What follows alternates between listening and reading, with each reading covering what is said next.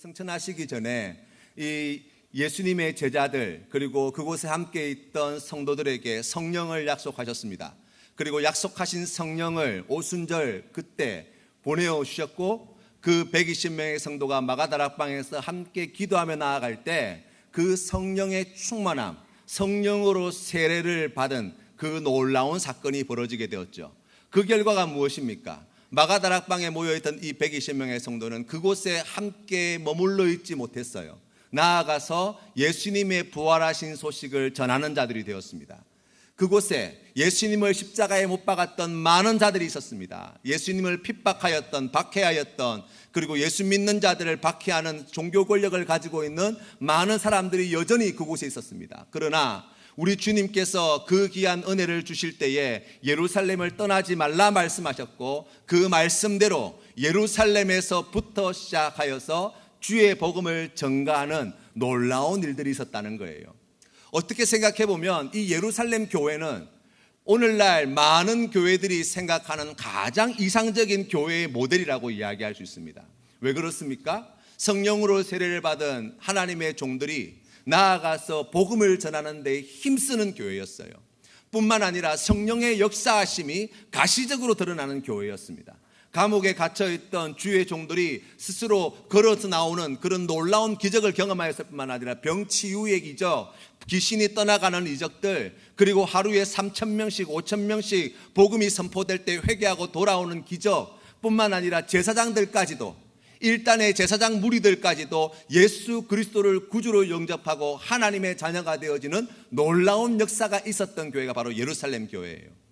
어떻게 생각해 보면 그때 당시에 이 대제사장부터 시작하여서 유대교의 종교 지도자들이 급작스럽게 부흥하고 팽창하고 성장하는 이 예루살렘 교회를 어느 순간에 이르러서는 감당하지 못할 정도가 되어진 거예요. 그래서 사도들이 복음을 전할 때에도 그 복음을 전하지 말라고 권면만 하였지, 사람들의 눈이 두려워서 그냥 공권력을 가지고 동원해서 잡아 가두기가 너무나 힘든 시대가 바로 그때 당시 있었던 일이에요. 그런데 우리가 오늘 읽은 성경 말씀은 우리에게 무엇을 이야기합니까? 하루아침에 그 모든 것이 다 뒤바뀌어졌다는 거예요. 교회가 성장하면서 사도들만이 교회 일을 감당하다가 도저히 감당할 수 없어서 7 집사를 세웠습니다. 그 가운데에 성령이 충만하고 지혜가 충만하였던 이 스데반 집사님이 나가서 복음을 전가하게 되어질 때, 그 복음을 들었던 많은 사람들이 가슴에 이 양심에 찔리게 되어지고, 그로 말미암아서 거짓 증인들을 내세워서 스데반 집사님을 감옥에 가두고, 그리고 공회에 집어넣고 그곳에서 사람들이 돌멩이로 쳐 죽이는 그러한 비극적인 일이 있었다고 성경은 이야기합니다. 그것이 다가 아니지요. 스데반 집사님이 순교하였다, 그게 중요한 게 아니에요. 그것보다 더 치명적인 이야기가 무엇입니까? 오늘 우리가 읽은 성경 말씀에 이렇게 나와 있습니다. 1절 말씀에 보니까 사울은 그가 죽임을 당함을 마땅히 여기더라. 그날에 예루살렘에 있는 교회에 큰 박해가 있어 사도 외에는 다 유대와 사마리아 모든 땅으로 흩어지니라. 아멘. 무슨 말씀입니까? 지금 수천 명이 넘는, 적어도 8,000명 이상, 10,000명 이상 되어지는 그러한 교회였는데, 하루아침에 큰 박해로 말미암아 수많은 그리스도인들이 이 로마 땅에서 도망하다시피 이 예루살렘에서 도망하다시피 로마 각 지역으로 흩어지게 되었다는 거예요. 뿐만 아니라 남아있는 자들도 3절 말씀에 보면 사울이 교회를 잔멸할 새 각 집에 들어가 남녀를 끌어다가 옥에 넘기는 이러한 일들이 백주대낮에 버릇이 벌어지고 있었다는 거예요. 거의 예루살렘 교회가 와해 직전까지 놓이게 되었다는 것입니다. 어떻게 생각해 보면 교회, 예루살렘 교회의 입장에서 생각해 보면 교회의 큰 위기라고 이야기할 수 있고, 이제 더 이상 교회가 예루살렘에 존립할 수 없는 한계 상황에 봉착했다라고 해도 과언이 아닌 그러한 시점에 놓여 있는 때라고 이야기할 수 있습니다. 이 한계라는 뜻은요, 사전을 찾아보니까 2가지 큰 의미를 가지고 있더라고요. 그 첫 번째는 무엇이냐면 힘이나 책임, 능력 따위가 다다를 수 있는 범위라는 거예요. 그러니까 내 힘이나 내 능력, 내 책임, 내 권한이 미치는 범위까지를 우리가 한계라고 이야기한다고 한다면, 우리가 지금 이 예루살렘 교회의 모습을 생각하면서 그동안 놀랍게 부흥하고 성장하고 또 거기에 놀라운 기적과 역사가 있었고 또 그곳에 성령께서 강력하게 임재하시는 그러한 분명한 증거들이 있음에도 불구하고 이제 예루살렘 교회가 가지고 있는 그러한 영향력, 그러한 힘이 지금 거의 뿌리채 뽑힐 위기 가운데 놓여 있다고 이야기할 수 있는 거예요. 뿐만 아니라 이 한계 상황이 맞닥뜨리게 되어지면 사람들은 이 한계 상황을 사실은 잘 감당하지 못하지요. 그래서 그러한 한계 상황 속에서 내 힘의 범위를 벗어난, 내 능력의 범위를 벗어난, 내 고난의 범위를 벗어난 원치 않는 상황이 닥치게 되어질 때 사람들은 하나님 앞에서 또 그 공동체 안에서 여러 가지 좋지 못한 모습들을 보이게 되어지는데 그 첫 번째 모습이 뭐냐면 바로 두려움이에요. 우리가 잘 알고 있는 이 골리앗이라는 장수를 알고 있지 않습니까? 블레셋의 장수였던 골리앗.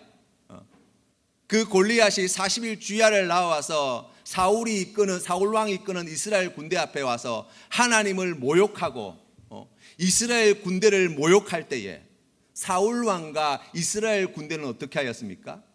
그 골리앗이 두려워서 그 진지에서 한 발자국도 밖으로 나오지 못하는 그러한 비참한 상황이었다고 성경은 우리에게 가르쳐 줍니다. 사무엘상 17장 10절 말씀해 보시면 11절 말씀해 보시면 이렇게 나와 있어요. 사울과 온 이스라엘이 블레셋 사람의 이 말을 듣고 놀라 크게 두려워하니라. 어찌 생각해 보면 자신의 능력 밖에 이 이스라엘 군대의 한계를 넘어서는 이러한 블레셋과 그 골리앗 군대가 도저히 감당할 수 없었을 거예요. 당연히 두려운 마음이 생기죠. 그러나 이러한 한계 상황에 처하게 될 때 두려운 마음으로 그치지 않습니다. 이스라엘 백성들의 출애굽 여정 가운데 여러분 보세요. 400년 동안 종살이했던 곳에서 하나님께서 모세를 통하여서 이 애굽 땅에 10가지 재앙을 내려서 출애굽을 시켰습니다. 이스라엘 백성들이 처음 그 6월절 밤을 보내고 난 뒤에 이제 민족이 함께 이동하여서 그 애굽 땅을 출발할 당시 그 마음이 어땠을까요? 이제 하나님께서 약속하신 가나안 땅, 이제 그 땅에 들어갈 수 있겠구나. 우리가 드디어 이 애굽의 종살이에서 벗어나게 되었겠구나 라고 생각하였을 거잖아요. 그러한 기대감과 설레임을 가지고 출발했을 거잖아요. 출발하고 난 다음에 얼마 가지 못해서 무엇을 만납니까? 홍해를 만난 거예요. 홍해 앞에 서게 되어질 때 이 애굽의 군대는 이스라엘 백성들을 죽이기 위해서 추격해 들어오는 모습이 눈에 선하게 보입니다. 앞에는 홍해 바다가 가로막고 있는 거예요. 앞으로 나아가지도 못하고 뒤로 도망가지도 못할 그러한 절체절명의 위기의 상황 속에 있을 때 출애굽기 14장 10절 말씀해 보시면 이렇게 백성들이 반응을 합니다. 바로가 가까이 올 때에 이스라엘 자손이 눈을 들어 본즉 애굽 사람들이 자기들 뒤에 이른지라 이스라엘 자손이 심히 두려워하여 여호와께 부르짖고 11절 말씀 우리 같이 한번 읽어보겠습니다. 시작. 그들이 또 모세에게 이르되 애굽에 매장지가 없어서 당신이 우리를 이끌어내어 이 광야에서 죽게 하느냐 어찌하여 당신이 우리를 애굽에서 이끌어내어 우리에게 이같이 하느냐. 12절 말씀 읽겠습니다. 우리가 애굽에서 당신에게 이른 말이 이것이 아니냐 이르기를 우리를 내버려 두라 우리가 애굽 사람을 섬길 것이라 하지 아니하더냐. 아멘. 여기까지 하겠습니다. 두려움은 바뀌어서 무엇이 됩니까? 원망이 되어집니다. 누구를 탓하는 마음들이 생깁니다. 불평불만들이 쏟아져 나옵니다. 거기에서 멈추지 않지요. 오늘 이스라엘 백성들이 지금 출애굽을 하면서 첫 번째 난관이에요. 이곳에서 앞으로 가지도 못하고 뒤로 물러서지도 못할 절체절명의 위기의 순간에 있을 때에 두려움은 원망의 마음으로 바뀌고 그 원망의 마음은 바뀌어서 다시 애굽으로 돌아가는 것이 낫겠다라고 하는 마음이 그 백성들 마음 가운데 가득 찼다는 거예요. 여러분, 우리가 신앙생활을 할 때에 오늘 예루살렘 교회와 같은, 오늘 이스라엘 백성과 같은, 오늘 이스라엘 백성들의 군대와 같은, 사울왕과 같은 그러한 한계 상황을 만나게 되어질 때 사실 우리의 마음이라고 그리 다르지 않을 것입니다. 두려운 마음이 왜 안 생기겠어요? 왜 나한테 이런 일이 생겼나? 누구 때문에 생겼나? 무엇 때문에 생겼나? 차라리 아예 출발조차 하지 않았더라면, 예전이 훨씬 좋았는데, 이전이 더 좋았는데, 그때로 돌아갈 수만 있다면, 이라는 마음들 말입니다. 당연히 우리 마음 가운데 생기는 그러한 마음들이라고 이야기할 수 있습니다. 뿐만이 아니에요. 우리의 인생 가운데 이런 어렵고 힘들고 괴로운 시간들, 그러한 시간 속에서 우리가 한계를 느낄 뿐만 아니라 또 우리의 인생 가운데 좀 더 다른 측면에서 새로운 한계를 봉착하게 되어지는데요. 경영학에서는 3과 10의 법칙이 있대요. 이게 무슨 말이냐면 회사의 규모가 3배로 커질 때마다 회사의 모든 것이 완전히 바뀌어진다는 거예요. 그러니까 3의 배수, 10의 배수로 회사가 성장할 때마다 회사는 완전히 딴 회사가 되어진다는 거예요. 사원이 3명이 있을 때 회사와 사원이 10명이 있을 때 회사는 완전히 다른 회사라는 거예요. 왜 많은 회사들이, 많은 기업들이 성장해 나가지 못하고 계속해서 성장하고 발전해 나가지 못하고 중간에 도태되어지고 어려움을 겪게 되어지느냐라고 이야기하면 성장해 왔는 가중에 완전히 다른 회사가 되었는데도 불구하고 예전의 체제, 예전의 시스템을 가지고 있을 때에 이 회사는 원치 않게 큰 어려움에 당하게 되어지고 그것 때문에 망하는 회사까지 생기게 되어진다는 거예요. 그래서 끊임없이 회사가 성장을 해 나간다고 할 때는 끊임없이 그 회사의 시스템이나 여러 가지 모든 것들을 완전히 새롭게 빌드업하지 않으면 그 변화에 적응할 수 없고 그 성장에 발맞출 수 없다는 거예요. 여러분, 우리의 인생 가운데도 마찬가지입니다. 우리의 인생 가운데 고난이나 어려움과 같은 한계가 있어요. 그뿐만이 아닙니다. 여러분, 우리가 세상을 살아갈 때에 우리가 땀 흘려 수고하는 일들이 잘 될 때 말입니다. 내가 바라는 대로 원하는 대로 잘 되어질 때, 예전과는 완전히 다른 삶의 자리, 예전과는 완전히 변화되어진 그 삶의 자리에 우리가 서게 되어질 때 예전과 똑같은 마음의 자세, 똑같은 삶의 태도를 가지고는 그 변화에 적응할 수 없다는 거예요. 그 한계를 넘어서지 못하면 곧 도태되어진다는 것입니다. 뿐만 아니지요. 공동체도 마찬가지예요. 우리 공동체가 하나님께서 은혜를 주시고 하나님께서 성장하게 해주시고 복을 내려주셔서 하나님께서 놀라운 부흥을 허락하여 주실 때 우리가 원래 가지고 있던 그 틀, 우리가 원래 가지고 있던 그러한 시스템 가지고는 그 부흥에 발맞추어 나갈 수 없다는 것을 이야기하는 것이고 그 한계를 넘어서지 못하면 어떻게 되어진다고요? 주신 은혜, 주신 부흥, 주신 성장이 오히려 공동체에 해가 되어진다는 거예요. 이것이 우리의 한계입니다. 여러분, 우리는 다 그와 같은 한계를 다 안고 살아가는 인생이라고 이야기할 수 있어요. 사람들은 본능적으로 변화를 싫어합니다. 사람들은 본능적으로 안주하기를 원합니다. 사람들은 변화의 고통을 감내하고 싶어 하지 않습니다.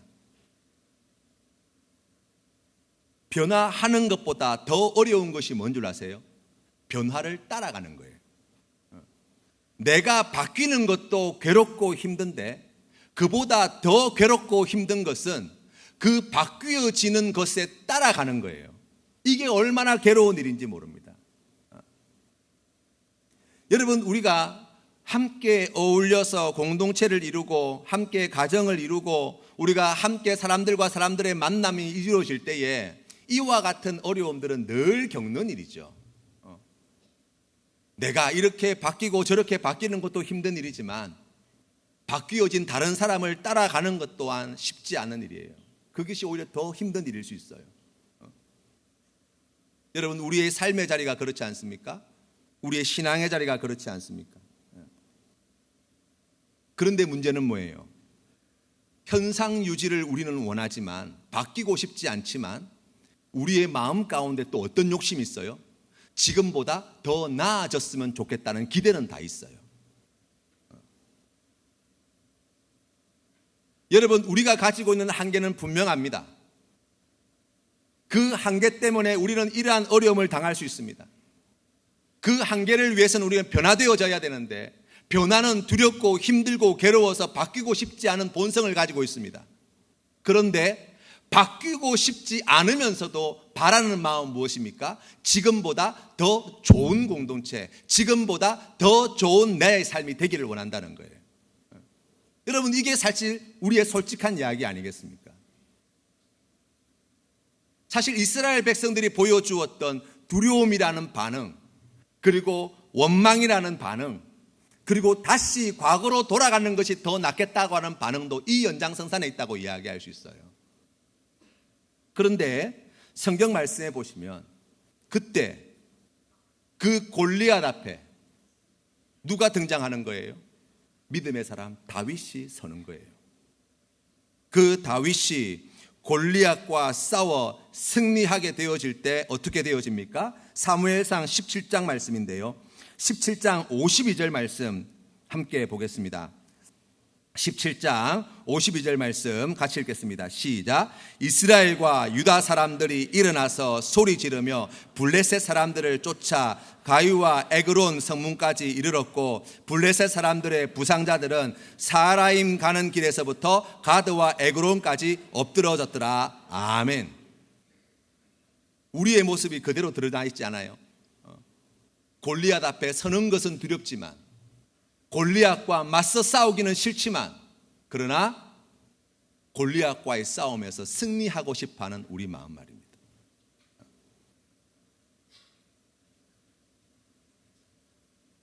출애굽기 14장에 나왔던 그 홍해 사건도 다름이 없죠.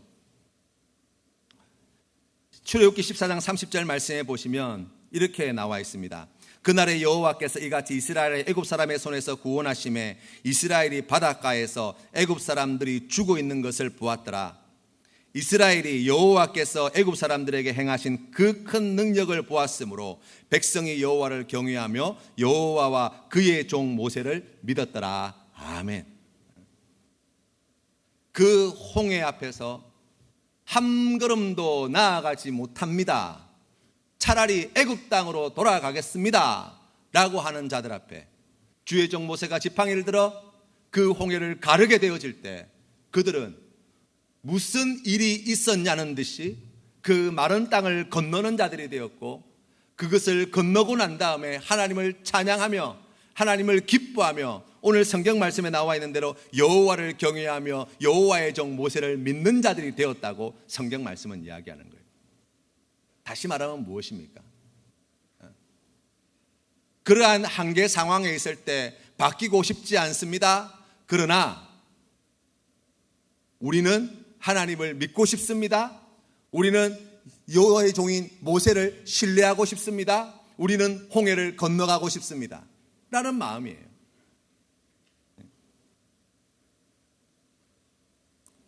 오늘 성경 말씀으로 다시 한번 돌아가 봅시다. 왜 하나님은 이 예루살렘 교회가 이처럼 박해받는 것을 그냥 내버려 두셨을까요? 어떤 분들은 이렇게 생각하시는 분이 계실지도 모릅니다. 세계 선교를 위해서 하나님께서 예루살렘 교회를 깨트리셨다. 뿔뿔이 흩어지게 만드셨다. 물론 하나님의 주권하에서 그 모든 일들이 섭리 가운데 있었다고 이야기할 수 있습니다. 그러나 우리가 오늘 이 말씀을 보게 되어질 때 만약 그와 같은 관점으로 해석을 한다면 하나님께서는 그러면 스데반을 직접 죽이신 꼴이 되는 거예요. 여러분 그렇지 않습니까? 세계 선교를 위해서 예루살렘 교회가 흩어져야만 했고 그것 때문에 스데반 집사를 죽이셔야만 했고, 만약 그런 식으로 한다면 우리가 믿는 하나님은 그런 하나님이 아니시잖아요. 이 말씀을 우리가 보게 되어질 때 우리가 이렇게 해석할 수 있습니다. 예루살렘 교회가 이와 같은 박해를 당하고 스데반 집사가 이와 같이 무고하게 죽어나가는 비극을 겪었음에도 불구하고 하나님께서는 이 일을 통해서 어떻게 하셨다고요? 세계 선교를 위한 위대한 일을 이루셨다는 거예요.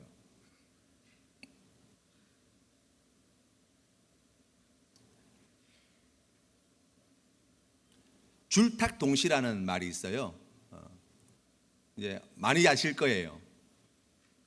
어미새가 아이를 품고 있을 때에 이제 알 속에 있던 새끼가 나가려고 막 몸부림치면 그 어미새가 밖에서 그 알을 콕콕콕 쪼아주죠. 이걸 탁이라고 이야기합니다. 안에 있던 새끼가 밖으로 나가기 위해서 그 껍질을 열심히 있는 힘을 당해서 쪼아요. 그게 줄이라고 이야기하더라고요.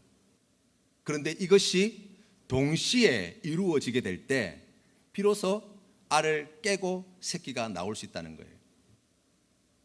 여러분, 우리가 성령 충만함에 대해서 이야기할 때 성령 충만한 사람은 어떤 사람입니까?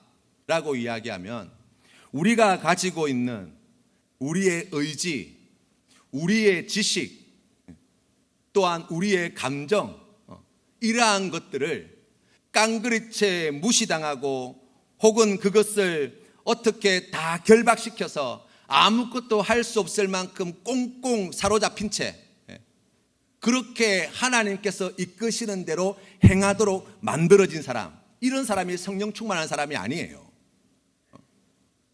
여러분, 성경 말씀을 보세요. 우리가 오늘 읽은 성경 말씀 뒤편에 보시면 4절 말씀인데요, 예루살렘 교회가 핍박을 받고 성도들이 다 뿔뿔이 흩어지게 되었습니다.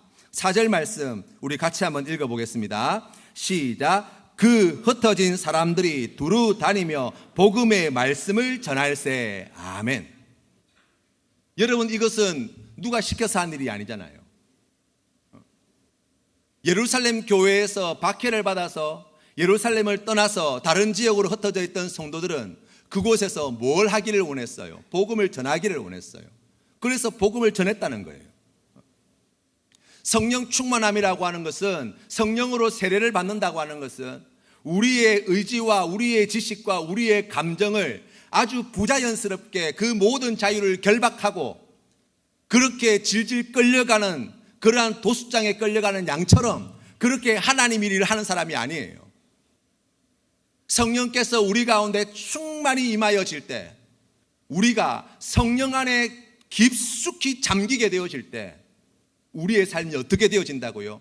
우리의 의지와 우리의 마음과 우리의 지식을 하나님 나라를 위하여 쓰고 싶은 열의가 생긴다고요. 오늘 성경 말씀에 나와 있는 이 흩어졌던 예루살렘 교회 성도들처럼 말입니다. 교회가 왜 이렇게 박해를 받았냐, 누구 때문이냐, 무엇 때문이냐, 저 유대교의 종교 지도자들 대제사장부터 시작해가지고 저 사도계인과 바리새인들 따시라고, 이 교회가 이렇게 박살난 거 보니까 예수님이 안 살아 계신 것 같다고, 차라리 예전에 내가 유대교 믿었던 그때 당시로 돌아가는 것이 더 낫겠다고, 내가 이 고생할 바에는 차라리 그때가 더 낫지, 그 하나님이나 이 하나님이나 비슷한 하나님인데, 만약에 그렇게 했다라고 한다면 이런 역사가 나타났겠냐고요. 성령 충만하였던, 성령으로 세례를 입었던 바로 이 예루살렘 교회 성도들은 하나님께서 그의 인생 가운데 함께하여 주심을 믿고 그들이 있는 곳에서, 예루살렘에 있을 때에는 예루살렘에서 주의 복음을 전하고, 사마리아 땅에 있을 때는 사마리아에서 주의 복음을 전하고, 로마에 있을 때는 로마에서 주의 복음을 전하고, 안디옥에 있을 때는 안디옥에서 주의 복음을 전하는 귀한 믿음의 성도님들이 되었다는 거예요.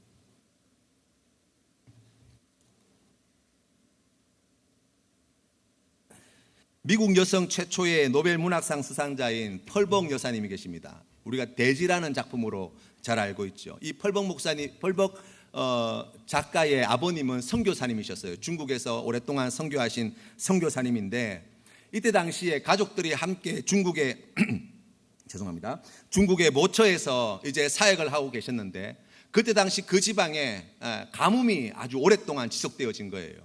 그런데 예수님을 믿지 않던 그 지방 사람들이 뭐라고 이야기했냐면, 저 이상한 종교를 믿는 저 선교사 가정 때문에 지금 이 땅에 가뭄이 왔다는 거예요. 그러면서 이제 이 가뭄이 찾아온 이유, 또 원인을 다 이 선교사님 가정에다가 펄벅 여사와 그 가족들에게 다 그 분노를 쏟아내기 시작한 거예요. 그런데 마침 그때 당시에 선교사님이었던 아버님이 이제 다른 지역에 가서 사역이 있어서 집을 떠나 계시는 동안에 이제 어머니와 펄벅 여사 두 사람만 집에 남게 되었는데, 이제 사람들이 어느 날 곡괭이, 삽자루 뭐 이런 무기를 들고 이제 이 선교사님 가정을 갖다가 뒤엎으려고 이제 사람들이 때를 지어가 횃불을 들고 찾아오기 시작한다는 소문이 들린 거예요. 그 이야기를 듣고 이제 어머니는 그곳에 있던 일하시는 분들에게 이런 부탁을 내어놓습니다. 집안에 있는 모든 찻잔을 내어놓고 차를 준비하고 케이크와 과일을 준비하라는 거예요. 그리고 손님을 초대하는 것처럼 대문을 활짝 열고 집안에 있는 모든 방문을 활짝 다 열어놓고, 그리고 어린 펄벅에게는 그 집안 마당에서 장난감을 가지고 놀고 있으라고 이렇게 당부를 했다는 거예요. 얼마 뒤에 이제 비가 오지 않는 것 때문에 분노에 차 있는 마을 주민들이 무기를 들고 횃불을 들고 이 펄벅 여사 집에 다 밀려오게 되어진 것입니다. 그런데 와 보니까 예상컨대 대문을 꼭꼭 걸어 잠그고 불 다 꺼놓고 그렇게 숨어 있을 줄 알았는데, 온 집안에 불은 다 켜놓고 대문도 활짝 열려있고 문이라 문은 다 활짝 열어놓고 안에 보니까 아이가 장난감을 가지고 놀고 있고 테이블에는 차 마실 준비와 케이크가 다 준비되어 있는 것을 보고 이 분노에 가득 찼던 이 회중들이 들어와서 이제 한 사람씩 자리에 앉아서 차를 마시기 시작하더라는 거예요. 준비한 케이크를 맛있게 먹기 시작하더라는 거예요. 그러면서 이 어머니가 그렇게 정중하게 맞이하였다고 합니다. 어서 오십시오. 정말 잘 오셨습니다. 오셔서 차하고 다과 맛있게 드시고 가시지요. 사람들은 어린둥절하면서 그곳에서 차를 마시고 사람들과 이야기를 나누고 케이크를 먹고 하는 동안 그 마음에 분노하는 마음들이 가라앉게 되어지고, 그리고 대접을 잘 받고 돌아가게 되었다는 거예요. 그리고 그 다음 날 놀랍게도 그토록 기다리던 비가 내렸다는 이야기입니다. 훗날 어머니가 어른이 된 펄벅 여사에게 그날 밤 일을 이야기하면서 그러한 당부를 하셨대요. 용기는 절망에서 생겨난다. 여러분, 우리의 인생의 자리에 왜 한계가 없겠습니까? 한계 없는 인생이 어디 있겠습니까? 그러나 하나님께서 우리와 함께하여 주시고 살아계신 우리 하나님께서 우리의 보호자가 되시며 하나님께서는 우리에게 좋은 것을 주시고자 하시는 아버지 되심을 믿을 때에 그 한계를 넘어설 용기와 힘을 하나님 아버지께로부터 공급받게 되어지는 거예요. 그 절망의 자리에 서 있던 다윗, 그 한계의 자리에 서 있던 모세가 주님을 바라보고 하나님께서 기뻐하시는 그 귀한 한 걸음을 내딛게 되어질 때 놀라운 기적이 나타났던 것처럼 말입니다.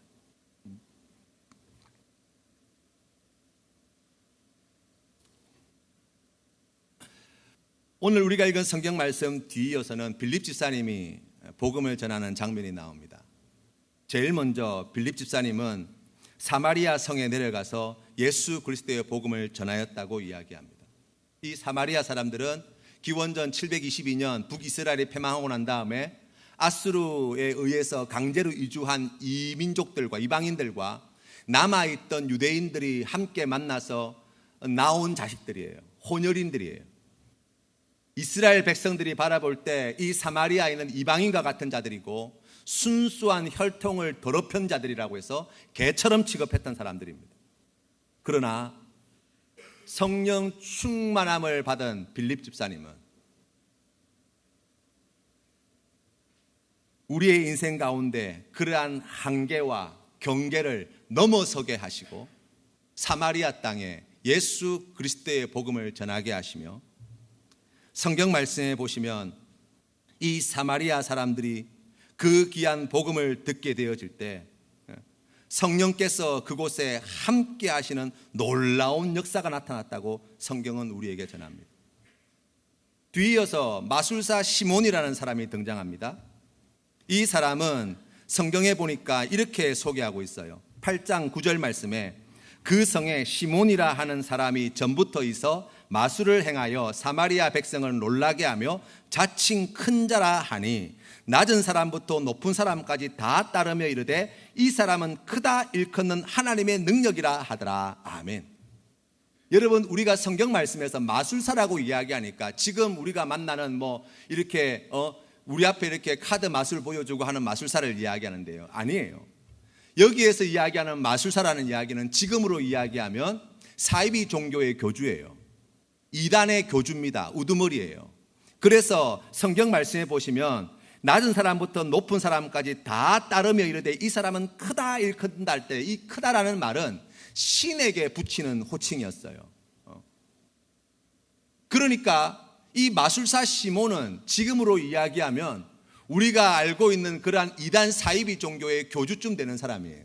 그런데 예수 그리스도의 복음을 들고 성령 충만함을 받은 그리스도인들이 이 마술사 시몬에게도 무엇을 전했습니까? 복음을 전한 거예요. 여러분, 그러할 때 어떤 역사가 나타납니까? 이 마술사 시몬이 성령을 받습니다. 예수 그리스도를 주로 고백하는 놀라운 역사가 나타났다는 거예요. 뿐만 아니라 뒤이어서 이 빌립 집사님은 성령의 인도를 받아서 에디오피아 내시를 만나는 장면이 등장합니다. 8장 38절 말씀에 이렇게 나와 있어요. 만나서 주님의 말씀을, 이사야서의 말씀을 풀어서 그 이사야 선지자가 말하는 바가 바로 예수 그리스도에 관한 예언의 말씀임을 가르쳐 줄 때 38절 말씀에 이에 명하여 수레를 멈추고 빌립과 내시가 둘 다 물에 내려가 빌립이 세례를 베풀고 둘이 물에서 올라올새 주의 영이 빌립을 이끌어 간지라 내시는 기쁘게 길을 가므로 그를 다시 보지 못하니라. 아멘. 지금 딴 나라 사람이에요. 에디오피아의 내시입니다. 그런데 성령께서 그에게 가서 복음을 전하라 하셨고 그 말씀을 전하게 되어질 때 이 에디오피아 내시가 성령 충만함을 받습니다. 예수 그리스도를 믿는 믿음의 사람으로 바뀌어졌다는 거예요. 여러분, 우리의 삶의 자리에 우리의 마음 가운데 여러분 얼마나 많은 한계를 그어놓고 사십니까?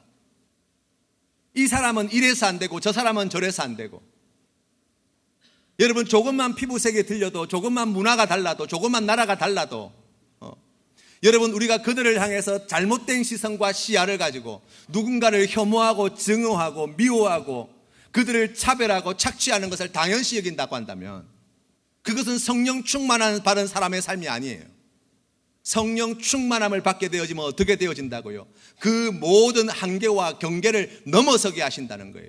사마리아인에 가서 복음을 전합니다. 이단의 괴수, 그 사이비 종교의 교주에게 가서 복음을 전하는 거예요. 이방인에게 복음을 전하는 귀한 삶을 살게 되어진다는 거예요. 그럴 때 그곳에 성령께서 강력하게 역사하셔서 하나님의 자녀가 되는 놀라운 일들을 만들어내신다는 거예요. 그리스도인은 어떤 사람입니까? 바로 이 자기의 한계를 초월해내는 사람 아닙니까?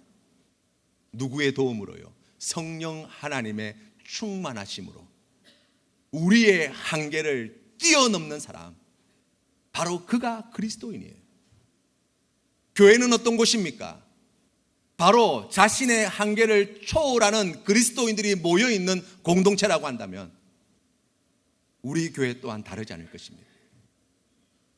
예루살렘을 넘어 유대 땅에, 유대 땅을 넘어 사마리아에, 사마리아를 넘어 땅끝까지 끊임없이 경계를 넘고 한계를 넘고 또 넘고 또 넘어 주의 복음을 전하는 공동체. 여러분, 우리가 오늘 이 시대를 살아가면서 얼마나 각박하고 메마른 시대인지 모릅니다. 누군가를 정죄하는 것에 너무나 쉽게 그와 같은 일들을 저지릅니다. 누군가에게 딱지 붙이는 일을 갖다가 두려워하지 않습니다. 누군가에게 낙인을 찍는 것을 우리가 서슴지 않습니다. 그러한 시대 가운데 교회는 어떠해야 합니까? 그 경계를 뛰어넘는 교회 성도가 되어야 한다는 거예요. 그들에게 가서 복음을 전하는 사람, 바로 그들에게 예수 그리스도의 복음을 전하기 위하여 그 한계와 경계를 넉넉히 뛰어넘을 수 있는 사람, 바로 그가 성령 충만한 사람이요, 하나님께서는 그들을 통해서 이와 같은 놀라운 일들을 행하신다 약속해 주셨습니다. 뉴욕 브루클린에 한 가난한 흑인 가정이 있었습니다. 거기에 한 12살 된 아들이 있었는데요.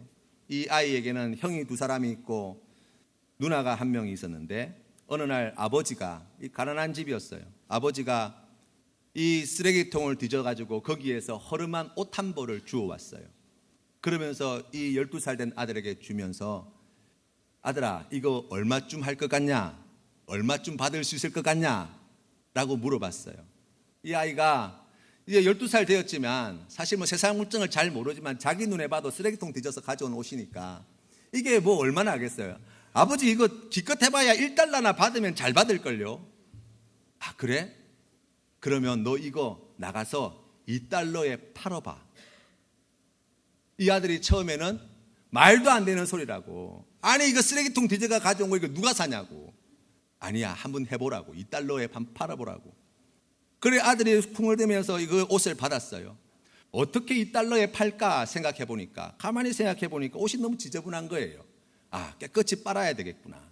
깨끗이 빨아서 집에 다리미는 없지만 손으로 꼭꼭 눌러서 최대한 잘 개어서, 그래서 그래도 좀 옷 모양을 갖추어서, 그리고 그걸 들고 지하철역 앞으로 나간 거예요. 사람들이 많이 다니니까. 그곳에서 그 옷을 들고 2달러라고 장사를 하기 시작한 거예요. 사람들이 아무도 거들떠보지 않았어요. 사실 뭐 쓰레기통에서 주워온 옷인데 뭐 그리 좋은 옷이 되겠어요. 6시간 동안 그곳에서 이거 2달러짜리라고 사시라고, 옷 사세요, 옷 사세요, 이거 2달러예요. 6시간 동안 그렇게 부르짖었더니 6시간쯤 지났을 때 웬 사람이 와가지고 불쌍해서 그랬는지 그 2달러를 주고 그 옷을 사가더라는 거예요. 그 2달러를 들고 아버지한테 달려왔어요. 아버지, 제가 팔았어요. 2달러 여기 있어요. 그 다음날 아버지가 또 쓰레기통에서 어디 허름한 옷 하나를 들고 와가지고 아들한테 주면서 이렇게 이야기합니다. 아들아, 이거 얼마쯤 받을 수 있을 것 같아? 아빠 이거 기껏해야 2달러예요. 그래? 20달러에 팔아봐. 아들이 안 된다고, 이거 20달러에 절대로 못 받는다고, 이거 거저주도 안 가져가는 옷인데 20달러를 어떻게 받냐고. 그런데 아버지가 부탁을 하니까 이 아들이 그 옷을 받아들고 고민하기 시작했어요. 어떻게 하면 20달러를 받을까? 가만히 보니까 동네에 부잣집 아이들이 다니는 학교가 있는 거예요. 아, 이 학교에 가가지고 이 옷을 팔아야 되겠다는 생각이 들더라는 거예요. 그래서 그냥 가져가면 이게 상품 가치가 없으니까 그림 공부하는 사촌형한테 가가지고 그 옷에다가 미키마우스와 도날드를 갖다가 멋있게 그려달라고 부탁을 했어요. 그래서 사촌형이 그것을 예쁘게 그려가지고 옷을 지어줬습니다. 그것을 들고 가서 이제 학교 앞에서 팔기 시작하는 거예요. 그런데 그 옷을 본 학생들 가운데 10살짜리 친구가 아주 부잣집 아이인데 그 옷을 들고 마음에 들었던 거예요. 그래서 자기를 데리러 온 집사를 보내가지고 20달러 주고 사오라고 시킨 거예요. 그리고 20달러를 주고 사갔는데 그림이 너무 마음에 든다고, 그림을 너무 잘 그려서 너무 마음에 든다고 봉사료로 5달러를 얹어주더라는 거예요. 25달러를 받아들고 집으로 달려왔습니다. 아버지, 25달러에 팔았어요 제가. 얼마나 기뻤겠어요. 그래 아버지가 아이고 잘했다. 그 다음날 아버지가 또 쓰레기통을 뒤져가지고요 옷 한 벌을 하나 들고 온 거예요. 아들아, 이번에 이거 200달러에 팔아봐라. 처음에는 안 된다고 이야기했지요. 그런데 한두 번 해보니까 어떻게 하면 200달러에 팔 수 있을까를 고민하는 거예요. 어떻게 하면 팔까? 아무리 생각해봐도 이 낡고 허름한 옷을 갖다가 누가 200달러를 주고 사겠냐고요. 그런데 한 2달쯤 지난 어느 날 그 동네에 유명한 영화배우가 기자회견을 한다는 거예요. 그 소식을 딱 듣고 이 친구가 옷을 깨끗이 빨아가지고 딱 정리를 해가지고 이제 그 기자회견 장소로 쫓아간 거예요. 조그만 아이가. 기자회견 하면서 주변에 막 기자들이 플래시를 막 터뜨리고 막 이번에 영화가 뭐 어떻고 작품이 어떻고 아주 유명한 여자 배우였는데 막 그런 이야기를 다 하고 난 다음에 이제 기자회견 끝났습니다 라는 말이 무섭게 떨어지기가 무섭게 그 사람들 틈바구니에 있던 이 아이가 그 옷을 들고 그 여배우 앞에 쫓아 들어가 가지고 사인 한 번만 해주세요 라고 부탁을 한 거예요. 이 여배우가 너무나 기특하잖아요. 조그만 아이가 자기 좋다고 이렇게 옷에다가 사인해달라 그러니까 그래 기쁜 마음으로 그 옷에다가 사인을 예쁘게 해줘서 돌려보냈어요. 이 아이가 그 옷을 가지고 이제 팔기 시작하는 거예요. 정말 유명한 아무개 배우가 직접 사인한 옷이라고 경매에 붙였어요. 200달러, 250달러, 300달러, 400달러. 어느 한 부자가 그 배우를 너무나 좋아하는 한 부자가 그 옷을 1200달러를 입찰해서 사가갔다는 거예요. 1200달러를 들고 아버지에게 달려갔어요. 아버지, 200달러가 아니라 1200달러에 팔았다고 내가. 얼마나 신났겠어요. 그날 밤 아버지가 이 아들에게 그런 질문을 합니다. 아들아, 옷을 3번 이렇게 쭉 팔면서 무슨 생각이 들었냐? 아버지, 머리만 잘 쓰면요 돈 벌 데가 많을 것 같아요. 아버지가 그 이야기를 듣고 고개를 끄덕이시면서 이내 고개를 가로젓더라는 거예요. 아니야, 아빠가 너한테 이것을 통해서 가르쳐주고 싶었던 것은 그 가치라는 것, 처음에 1달러밖에 되지 않는다고 하는 그 가치는 정해져 있는 것이 아니라는 거예요. 우리가 1달러짜리라고 믿으면 1달러예요. 그러나 우리가 그 가치를 1달러에 두지 않고 2달러, 20달러, 200달러에 두면 우리의 인생 가운데 상상할 수 없는 놀라운 기적이 나타난다는 거예요. 성령 하나님은 우리의 한계를 초월하게 하시는 하나님이 되십니다. 우리는 혹시 우리 인생을 1달러짜리 인생이라고 스스로의 한계를 그어놓고 살지는 않습니까? 우리 센텀 장로교회는 1달러짜리 교회라고 스스로 우리가 그 한계를 그어놓고 그 안에 갇혀있지는 않습니까? 하나님은 그렇다고 이야기하지 않습니다. 우리를 결코 1달러라고 말하지 않습니다. 우리를 통하여서 우리 하나님께서는 그 예루살렘을 벗어나 유대 땅을 벗어나 사마리아 땅까지, 사마리아 땅을 벗어나 땅 끝까지 이르도록 우리의 한계를 쉼없이 넘어서게 하여 주시는 하나님이 되신다고 말씀해 주시는 거예요. 성령 충만한 사람은 이것을 믿는 사람입니다. 이것을 믿고 그 말씀에 순종함으로 나아가는 사람이에요. 내가 있는 곳이 어디든지 간에 예루살렘입니까? 그곳에서 주의 복음을 전하는 거예요. 사마리아입니까? 그곳에서 주의 복음을 전하는 것입니다. 내가 만난 사람이 다른 종교를 가지고 있는 사람입니까? 그들에게 주의 복음을 전하는 것입니다. 교회를 핍박하는 사람입니까? 그들에게도 주의 복음을 전하는 것입니다. 믿음으로 그와 같은 삶을 살아가는 삶을 통하여서 한계를 초월하는 그 귀한 믿음의 삶을 살아가는 사람을 통하여서 우리 하나님께서는 위대하고 놀라운 일들을 우리의 삶을 통하여 이 센텀 장로교회를 통하여 이루어 주실 줄로 믿습니다. 함께 기도드리겠습니다.